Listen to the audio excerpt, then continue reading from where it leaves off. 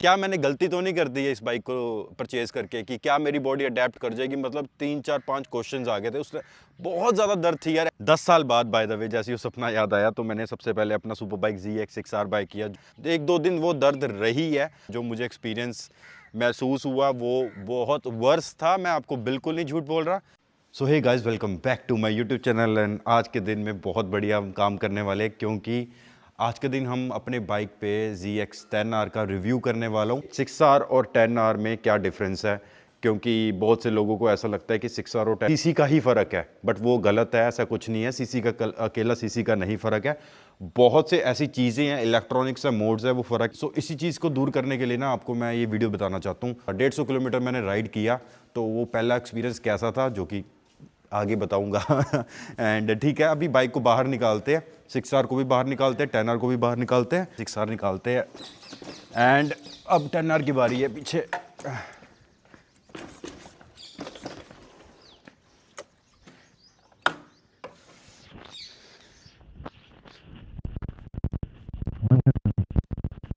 Turner की बारी, और इसको ध्यान से, क्योंकि इसकी ग्राउंड क्लियरेंस बहुत कम है, ऐसे ना हो कि नीचे से लग जाए।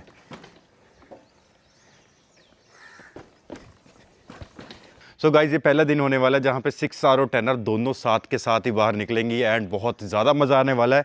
एंड आपको मैं दोनों का एक्सपीरियंस बताऊंगा, वो एक पर अलग वीडियो होगी, पर आज पूरा 10R पे हम फोकस करेंगे आपको। सो हर चीज़ आपको प्रॉपरली बताऊंगा, मज़ा आ जाएगा। तो बाकी गाइज, ये लुक चेक करो यार, मैं झूठ नहीं बोल रहा। अगर आपको ऐसा लग रहा है ना कि ये बाइक सुंदर है, ये बाइक सुंदर है, मेरे को तो दोनों सुंदर लग रही है। हर बंदे की अपनी अपनी प्रेफरेंस है, मुझे दोनों ही सुंदर लग रही है। सुंदर लग रही थी तभी मैंने ये लिया था, ये सुंदर लग रही तभी मैंने ये बाइक लिया था। साफ सी बात है, मुझे ऐसा कुछ भी नहीं है। मेरे लिए पावर ये सब एक है यार, एक फैक्टर है, बट यस, सुंदर भी तो होना चाहिए। बाइक सुंदर भी है, पावरफुल भी है and one of the best in the segments है। मतलब ZX 10R, अगर आप बात करो ZX 10R की, again one of the best in class है। अगर आप बात करो ZX 6R की, 6R जैसे ही आपको पता है 6R जैसा कोई बाइक ही नहीं है इंडिया में, तो बिल्कुल नहीं है। एंड पूरे वर्ल्ड में भी बात कर ले तो 6R की टक्कर का कोई बाइक नहीं है, जो मर्जी कर लो। तो हमारे पास दोनों ही बेस्ट इन क्लास सेगमेंट है। एंड सो गाइस, पीछे से दोनों की लुक चेक करो। बस ये टेल टाइडी बेकार सी लग रही है, इसको टेल टाइडी को निकाल लेंगे ना तो इतना सही लग रहा है। मतलब यार, क्या लुक्स आ रही है यार। बाकी ठीक है यार, अब ज़्यादा बात नहीं करेंगे, तो मुझे वैसे ही देखते देखते प्यार हुई जा रहा है। एंड अब हम बाहर चलते हैं, अब वीडियो स्टार्ट करते हैं, आपको प्रॉपर बताता हूँ मैं। ठीक है गाइस, तो सबसे पहले हम कोल्ड स्टार्ट करते हैं 6R का, क्योंकि 6R में हमारा लगा हुआ है एरो का रेस प्रो टाइटेनियम का एग्जॉस्ट, जो कि बहुत अमेजिंग साउंड करता है।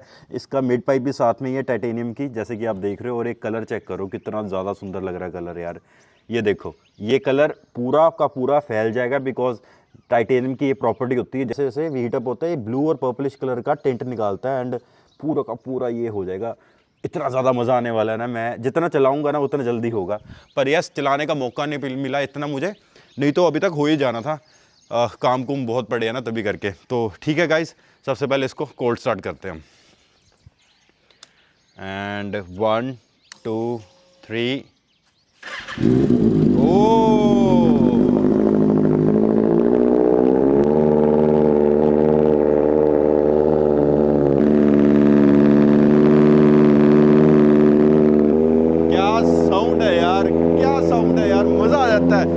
जब भी मैं अपने एग्जॉस्ट को सुनता हूँ ना, मज़ा आ जाता है। होप आपको भी आवाज़ सुन रही हो। देख, अल्फ़ा को भी ना एंजॉयमेंट हो रही है। अल्फ़ा भी बड़ा गौर से सुन रहा है कि यार क्या साउंड है यार। अल्फ़ा, अच्छी है ना साउंड? ये रे, पूंछ हिलाई इसने, मतलब अल्फ़ा को भी साउंड अच्छी लगी है। सच में कह रहा हूँ, अल्फ़ा को तो अच्छी लगती है। अगर आपको नहीं पता ना, तो बीटा को भी साउंड बहुत अच्छी लगती है। वो लैब्राडोर है, वो तो मतलब तो घुस ही जाते हैं अपने एग्जॉस्ट के अंदर। जितने भी आप मेरे से पुराने कनेक्टेड हो ना, आपको पता होगा कि बीटा कितना, उसको कितना अच्छा लगता है एग्जॉस्ट के साउंड। सो गाइज, अभी ये कोल्ड स्टार्ट हो रहा है, 47 डिग्रीज का टेम्परेचर हो गया। अब निंजा 10R की बारी है।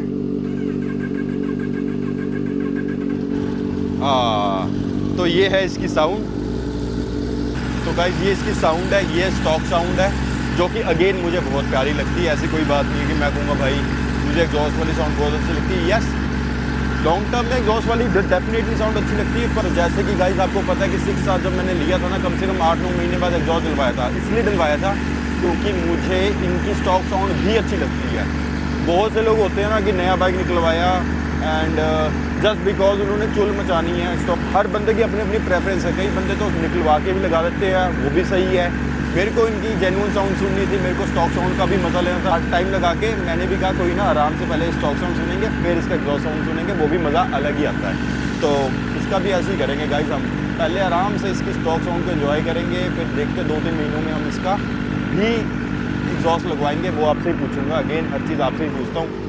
आपके कहने पे ही तो ZX10R ली है यार। 3-4 ऑप्शन दिए थे, होंडा का ऑप्शन था, हायाबुसा का ऑप्शन था, सारे ऑप्शंस आपको दिए थे मैंने। स्टिल यू और गर्ल सेट, आपको सबने कहा कि नहीं है 10R लेनी है, तो 10R ही ली है। तो थैंक यू सो मच, आपने मुझे हमेशा सपोर्ट किया, मुझे हमेशा ऑप्शन सही ऑप्शन बताए हैं, तो ठीक है यार। सो ये है बड़ा भाई, वो छोटा भाई, कैसे लग रहे हैं एक दोनों एक फ्रेम में। सो ठीक है गाइस, फाइनली हम अपनी लोकेशन में आ गए हैं। एंड जैसे कि आप देख रहे हो कि बैकग्राउंड बहुत ज़्यादा सुंदर है, दैट इज़ वाई मैंने ये लोकेशन चूज़ की है। एक्सपीरियंस क्या शेयर करूं कि जैसे कि आपको पता है कि मैंने अपना 6R भी चंडीगढ़ से ही परचेज़ किया था। चंडीगढ़ से लुधियाना का जो डिस्टेंस है अप्रॉक्सीमेटली 130-150 किलोमीटर्स के बीच में है। तो मैंने पहले ही दिन ZX6R 130 किलोमीटर चला लिया था। एंड जो मुझे एक्सपीरियंस महसूस हुआ वो बहुत वर्स था, मैं आपको बिल्कुल नहीं झूठ बोल रहा। आपको मैं कहूँगा मज़ा आ गया भाई, कोई ऐसा मज़ा नहीं आया था। पहले दिन बताऊँगा, मज़ा आया था, हौली हौली बताऊँगा। सो पहले दिन क्या हुआ था, जैसे ही मैंने अपना बाइक लाइक किया, बिकॉज मेरे को कोई एक्सपीरियंस नहीं था भाई बाइक चलाने का। मतलब ऐसे नहीं, मेरा लास्ट जो बाइक था ना, आप हैरान हो जाओगे कौन सा था। मेरा लास्ट बाइक R15 था, वो भी 10 साल पहले, लाइक जब नया R15 इंट्रोड्यूस हुआ था ना मार्केट में। तो अप्रॉक्सीमेटली 2010 या 11 की बात है। मेरे पास वाइट और रेड वाला कॉम्बिनेशन था, तो R15 दैट्स इट। उसके बाद में मैं मतलब बाइक से मेरा ध्यान ही हट गया, पता नहीं क्या हुआ कैसे हुआ। जो मेरा सपना था, मैं खुद ही अपने सपने को भूल गया था। पर उस दिन फाइनली पिछले साल मुझे याद आया कि नहीं, मेरा एक सपना था कि मैंने सुपर बाइक्स बाय करने हैं। जैसे ही वो सपना याद आया 10 साल बाद, बाय द वे, जैसे ही वो सपना याद आया, तो मैंने सबसे पहले अपना सुपर बाइक ZX6R बाइक, जो कि मेरे को one of the best bike लगते हैं इस सेगमेंट में। 636cc inline 4, amazing sound, amazing performance, मतलब इससे ऊपर कुछ नहीं है यार इस सेगमेंट में। तो जब मैं इसको लेके आया वापस, तो मेरी रिस्ट, मेरे शोल्डर्स, ट्रैप्स एंड मेरी बैक की धज्जियाँ उड़ गई थी भाई, गलती से भी नहीं। मैंने ना उस दिन बाइक जब राइड किया तो मैंने कहा ये हो क्या गया है, कि क्या मैंने गलती तो नहीं कर दी है इस बाइक को परचेज़ करके, कि क्या मेरी बॉडी अडेप्ट कर जाएगी। मतलब 3-4-5 क्वेश्चंस आ गए थे उसमें। बहुत ज़्यादा दर्द थी यार, ऐसे नहीं कि मैं कहूँगा भाई दर्द थी, ठीक है मैंने ऐसे से किया ठीक हो गया। 1-2 दिन वो दर्द रही है, बट स्टिल मेरे दिमाग में था कि नहीं, मैंने इसको अपनी बॉडी के हिसाब से ढालना है। वो मैंने किया, पर yes, first ride experience was not good. अब आते 10R की बारी में, क्योंकि स्टोरी समझाना बहुत ज़रूरी था। 10R के मामले में भी भाई कुछ ऐसा ही हुआ, पर मुझे इस बारी ऐसे था कि नहीं कोई बात नहीं, 6R चलाते चलाते अब तो मुझे साल हो गया, आदत पड़ गई है कि ठीक है अब 10R तो चला ही लूँगा। बट ऐसा कुछ नहीं है, 10R इससे भी ज़्यादा बहुत अग्रेसिव है भाई, मैं बिल्कुल नहीं कह रहा, पर 10R और आगे लीन करती है, और ज़्यादा अग्रेसिव है, और ज़्यादा आपके जो प्रेशर पॉइंट्स है, जैसे रिस्ट हो गया, ट्रैप्स हो गए, बैक होगी, उस पर स्ट्रेस आता है। फिर भी मुझे पता नहीं था यार ऐसे होता है, तो मैंने कहा चलो कोई बात नहीं, अब तो बॉडी को अडेप्ट हो गई है 6R चला के। जैसे ही चंडीगढ़ से निकला, तो चंडीगढ़ में अप्रॉक्सीमेटली आधा घंटा था मैं, तो आधे घंटे में मुझे ये पता लग गया कि भाई ये सच में बहुत अग्रेसिव बाइक है, इसको भी अपने आप से अडेप्ट करना पड़ेगा। एंड मेरी दर्दें शुरू हुई, इतनी गंदी वाली दर्दें शुरू हुई ना, मैं आपको बता नहीं सकता। लेकिन बीच में तो ऐसे हो गया था कि मुझे ब्रेक चाहिए, बट नहीं, कोई बात नहीं, अपने आप को अडेप्ट करना होता है आपके बाइक के हिसाब से। ऐसा कुछ भी नहीं है कि सब कुछ हो जाता है यार।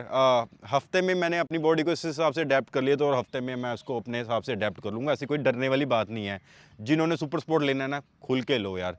यू हैव टू जस्ट, आपको बेसिक फिटनेस को ध्यान रखना चाहिए कि ठीक है यार आपका वेट अच्छा हो। फॉर्चुनेटली अनफॉर्चुनेटली ये सच है कि अगर आपका वेट सही है तो आप सुपर स्पोर्ट को ज़्यादा एंजॉय कर पाओगे। बिकॉज जो ओवरवेट, ऐसा नहीं है कि ओवरवेट वाले बंदे नहीं चला सकते, ऐसा कमेंट नहीं करूँगा। जो काफ़ी देर से चला रहे हैं ना, उनका वेट कम है ज़्यादा है, सब ओके है। पर यस, जो आप फिट हो ना, तो ना फिटनेस सही होगी ना, आपकी बैक स्ट्रॉन्ग रहेगी, आपकी रिस्ट स्ट्रॉन्ग रहेगी, आपके शोल्डर स्ट्रॉन्ग रहेंगे, आपका कोर स्ट्रॉन्ग रहेगा ना, आप सुपर स्पोर्ट्स वाले बाइक ज़्यादा एंजॉय कर पाओगे, ज़्यादा चला पाओगे। बताते डिफरेंसेस क्या है इस दोनों बाइक्स में। सबसे बड़ा डिफरेंस है, ये है 636 सीसी का इनलाइन 4 और ये है 1000 सीसी का इनलाइन 4। इसकी जो पावर है 126 bhp की पावर है एंड 69 न्यूटन मीटर का टॉर्क है। इसकी जो पावर है वो है 3 bhp की एंड 113 न्यूटन मीटर का टॉर्क है। कलर का बहुत बड़ा फ़र्क है, इसका ग्रे कलर है, इसका ग्रीन कलर है। ये लास्ट इन इंडिया है, जो ये वाला जो बाइक है ना, ये वाले कलर में स्पेशली ये वाला बाइक है ना, वो लास्ट इन इंडिया, वो मेरे पास ही है। ये this is the last production bike in this colour, वो मैंने परचेज़ किया था। दैट इज़ वाई ये कलर मुझे बहुत ज़्यादा प्यारा लगता है। फिर कुछ चीज़ें अलग अलग है, जैसे कि आप इसमें सबसे बेसिक आपको बता देता हूँ, इसमें क्रूज़ कंट्रोल नहीं है, इसमें क्रूज़ कंट्रोल है। अगेन बहुत हेल्पफुल है भाई क्रूज़ कंट्रोल, स्पेशली इतने एग्रेसिव बाइक्स में, क्योंकि कई बार आपने हाईवे राइडिंग करनी होती है ना, तो आपकी पीठ जवाब दे जाती है, जैसे 2-3 घंटे के बाद। तो बीच बीच में आपने पीठ सीधी करनी है ना, क्रूज़ कंट्रोल में लगा लो, ऐसे बैठ जाओ। मैंने ऐसे ही किया था जब मैं चंडीगढ़ से वापस आ रहा था, तो काफ़ी मुझे ईजी हो गया था। पर इसमें क्रूज़ कंट्रोल नहीं है, तो ठीक है, ये एक एडवांटेज है। यहाँ पे इसका डिसएडवांटेज है। बाकी बेसिक्स ये है कि बहुत पावरफुल बाइक है यार भाई। मतलब मुझे ऐसा लगा था 636 सीसी बाइक चला के मुझे पता लग गया पावर का मतलब क्या होता है। बट जब मैं इस पर जंप किया ना, तो मुझे पता लग गया भाई पावर का मतलब ये है 10R। भाई ये एक जंगली घोड़ा है, मतलब ये भी जंगली घोड़ा है। इसको मैंने संभाल लिया इस घोड़े को। पर ये ऐसा घोड़ा है, इसको संभालने की कोशिश हो रही है, इसको समझने की कोशिश हो रही है। तो गाइस आपसे बस इतनी रिक्वेस्ट है कि जब भी आप कोई भी पावरफुल बाइक, जब भी आप स्विच करोगे ना ऊपर पावरफुल बाइक में, कभी भी ऐसा मत सोचना कि ठीक है मैं इसको कंट्रोल कर लूँगा, ये है वो है। कम से कम हफ्ता 10 दिन महीना अकॉर्डिंग टू योर आप समझिए एक बाइक को, देन आप उसको तेज़ चलाना शुरू कीजिए। ब्रेक्स को समझिए, इसके थ्रॉटल को समझिए। ऐसे नहीं है कि भाई मैंने 10R बाइक की है एंड था ऐसा कुछ नहीं है भाई। मैं ऐसे बिलीव ही नहीं करता, ना मैं रेसेस लगाता हूँ ना कुछ है, ऐसा कोई बिलीव नहीं करता। जिस दिन मैंने तेज़ चलानी है ना, मैंने ट्रैक पे जाना है, मैंने अपने आप को प्रिपेयर कर रहा हूँ। So Buddh international circuit track day करूँगा, ये भी लेके जाऊंगा, ये भी लेके जाऊंगा, दोनों बाइक्स को ट्रैक में एंजॉय करेंगे। वहाँ पे मैं 300 की स्पीड को भी अचीव कर लूँगा। पर यस, अगर आप सोचोगे कि 300 की स्पीड रोड में अचीव करोगे, वो मेरे ख्याल से बहुत बड़ी बेवकूफ़ी है भाई। मतलब ऐसे फालतू में आप अपनी लाइफ को, दूसरों की लाइफ को ख़राब कर रहे हो। Plus it is very very risky यार। छोटा सा गड्ढा भी आ गया, जो आपको पता ही है यार यहाँ का हाल क्या है इंफ्रास्ट्रक्चर का। छोटा सा गड्ढा आ गया ना, आपकी बैंड बच जाएगी, आपको पता भी नहीं लगेगा आपके साथ हो क्या गया। सो प्लीज़ कभी भी पावरफुल बाइक्स को आराम से चलाएं, कभी भी सड़क में ऐसे मत चलाएं कि कुत्तों की तरह मत चलाएं। छपरी मत बनो, रिस्पॉन्सिबल बनो। राइडिंग कम्युनिटी को ऊपर लेके जाओ भाई, नीचे मत गिराओ। मैं आपको इतना ही कहूँगा कि ये बाइक्स वैसे है, तो आपकी भी रिस्पॉन्सिबिलिटी है कि राइडिंग कम्युनिटी का ध्यान रखा जाए। सो गाइज, अब इसके कॉस्मेटिक लुक्स की बात की जाए, सबसे पहले तो इसका फ्रंट है ना, बहुत ही ह्यूज है। एंड इसका फ्रंट है, इसका भी बहुत ही ह्यूज है एंड ये शार्प भी है। तो शार्प ये भी है, ये it's like alien versus predator वाली फिल्म थी ना, तो वैसी वाली लुक आती है, एलियन वाली लुक आती है। बड़ी खतरनाक बाइक है एंड इसका भी शार्प है। सो इसके जो लाइट्स है ये स्लीक है और बहुत हाई है यार। इसका थ्रो है ना भाई, मैंने जब चंडीगढ़ से रात हो गई थी तो मैं लेके आया था ना, इसका अल्टीमेट थ्रो है। थ्रो उसका भी अच्छा है, बट यस ये बहुत ही पावरफुल थ्रो है। मतलब अगर आपने किसी को इरिटेट करना है ना, वैसे मैं इसमें बिलीव नहीं करता, पर आपने किसी को इरिटेट करना है तो ऐसे करते रहो, डिपर मारते रहो, वो पागल हो जाएगा, आपको जगह दे देगा। पर नहीं, ऐसे नहीं करना। जस्ट फॉर एग्जांपल, मैं नहीं ऐसे करने में यकीन करता। अब सस्पेंशन की बात की जाए, शोवा के सस्पेंशन उसमें भी आते हैं, पर शोवा के अपग्रेडेड सस्पेंशन इसमें आते हैं। 6R में निसन कंपनी की ब्रेक्स लगी हुई है, इसमें ब्रेम्बो की ब्रेक्स हैं एंड कैलिपर्स हैं। यहाँ पे ये देख रहे हो, ये भी ब्रेम्बो की ही है। तो इसके मिरर्स की बात करते हैं, इसके अंदर ही इंडिकेटर्स है। इसके इंडिकेटर्स यहाँ पे है, ठीक है। एंड मिरर अलग अलग, एक अलग ही मिरर है, मतलब इसके अंदर से प्रॉपर तार टूट जाती है ना, तो इसके अलग है, उसके इन दोनों के मिरर्स अलग अलग है। अब बात आती है कि लेंथ की, ये लंबी है बाइक, ठीक है। यहाँ से आपको दिखा देता हूँ। तो ये बाइक का जो लेंथ है, ये व्हील बेस है, बहुत लंबा है। तो इसका व्हील बेस थोड़ा कॉम्पैक्ट है बिकॉज 636 सीसी है। एंड ये बाइक का वेट है अप्रॉक्सीमेटली 203 किलो। इस बाइक का वेट है 197 kgs। पर अब इस बाइक का वेट कम हो चुका बिकॉज जैसे ही मैंने इसका एग्जॉस्ट को चेंज कराया था ना, तो 5 से 7 किलो इसका निकल गया। एंड अभी इसका वेट इसका भी जब एग्जॉस्ट चेंज कराएंगे ना तब भी इसका वेट 5 से 7-8 किलो तक गिर ही जाएगा। बाकी देखते हैं, और बहुत कुछ है भाई मॉडिफिकेशन में, आपको हौली हौली करके दिखाऊंगा। सर्विस की फर्स्ट सर्विस की वेट कर रहा हूँ, पहले इसकी फर्स्ट सर्विस होगी तो मज़ा आएगा। तो ये बाइक 1 साल हो गया लिए हुए। ये बाइक अप्रॉक्सीमेटली मैंने 4,000 प्लस किलोमीटर राइड किया है, और ये अभी जस्ट 160-70 किलोमीटर ही किया है। तो ये बाइक्स है। अब साइड लुक्स में आते हैं। तो इसका जो स्टांस है, यहाँ पे जो पैर रखने का स्टांस है, जो इसको कहते हैं ट्रायंगल की बात करते हैं, तो इसका ट्रायंगल बहुत ज़्यादा अग्रेसिव है। Riding triangle is very very aggressive, but yes ये है इसका बाप।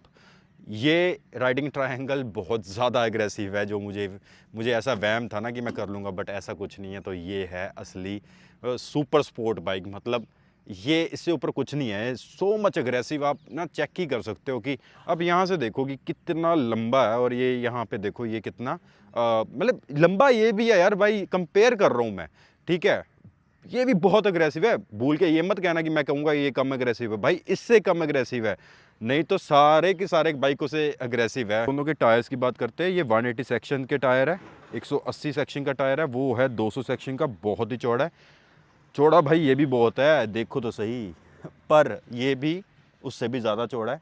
सो गाइस दोनों ही ट्यूबलेस टायर है, ये भी ट्यूबलेस है। इसका जो टेल सेक्शन है ना, ये भी बहुत शार्प है। यहाँ से दिखाता हूँ, ये पीछे से कर्व होके अंदर को जाता है, मतलब ये शार्प एज क्रिएट करता है। ये चौड़ा है, ठीक है, मतलब ये देखो तो सही यार, क्या गजब सी चौड़ाई आती है। चौड़ा है कि ये बाद में जाके इकट्ठा हो रहा है, वो बहुत स्लीक है, और ये बहुत ही वाइड एंड देन जाके चौड़ा हो रहा है पे। सो ये वाले बाइक के यहाँ पे लगा हुआ है हमारा डैम्पनर्स। आपको अगर नहीं पता तो डैम्पनर्स किसके लिए होते हैं, डैम्पनर्स हाई स्पीड में अगर आपका बाइक को वोबल हो रहा है ना, आपके बाइक की आपका बाइक हिलने लग जाता है ना। सो जैसे आपने देखा होगा ना GT 650 वाले के कितने कांड होते हैं, just because of poor weight management and उनके बाइक में डैम्पनर नहीं है। तो तभी करके GT 650 ऐसे ऐसे हिल के ठा गिरते हैं। तो ये इसके प्रॉपर डैम्पनर्स लगे हुए ताकि बाइक हाई स्पीड में वोबल में करे।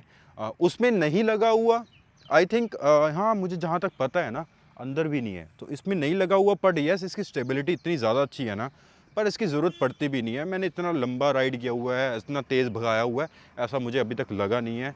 बिकॉज सब ठीक है यार, इसमें कोई प्रॉब्लम नहीं है, फिर भी वो बहुत हैवी। सो वो बाइक बहुत ज़्यादा पावरफुल है ना, इसमें देना ही पड़ता है यार। लीटर क्लास बाइक में, सब में, सारे लीटर क्लास बाइक में देने पड़ते हैं। और जैसे कि ये बता चुका हूँ, ये मैंने PPF करवाई थी। एफ का ये वाला कवर है ना, ये वाला कवर, ये कवर उतार के दोबारा से अप्लाई करेंगे। दैट इज़ वाई अभी ऐसी का ऐसी रखा हुआ है, कोई दिक्कत वाली बात नहीं है। इस बाइक में प्रॉपर PPF डन है, पहले ही दिन मैंने PPF करा ली थी। इस बाइक में भी आते सारी मैंने PPF डन करा ली थी।